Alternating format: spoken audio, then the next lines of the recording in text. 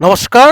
এতিয়া ডিজেল পেট্ৰলটো নালাগে মানে চলি গৈ থাকোঁতেও মানে আপোনাৰ চাৰ্জিং হৈ থাকিব বেটেৰী মানে কি বেটেৰীটো চাৰ্জিং হৈ থাকিব আপোনাৰ ছ'লাৰ পাৱাৰত। এই গাড়ীখনৰ ওপৰত ছ'লাৰ প্লেট লগোৱা আছে, একদম পূৰা কোম্পানীৰ ফালৰ পৰাই মানে ফিক্স কৰি থৈ দিয়া আছে।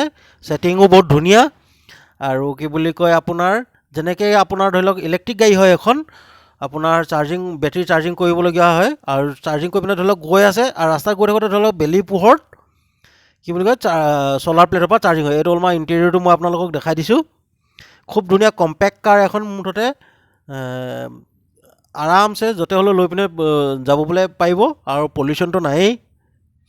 খুব ধুনীয়া উলিয়ালে কোম্পেনীটোৱে। মই অলপমান এই ডেছক্ৰিপশ্যনটো দেখাই দিছোঁ, এই দাম চাম চব লিখা আছে ইয়াত। ক'ব গ'লে বহুত ভাল হৈ গ'ল এতিয়া ধৰি লওক আৰু মানে চাৰ্জিং খতম হ'বলৈ হৈছে, তথাপিতো জেগালৈকে গৈ পিনে ধুনীয়াকৈ পাই যাব। চাৰ্জিংটো হৈয়ে থাকিব বেটেৰী। এয়া চাওক দাম চাম চব লিখা আছে।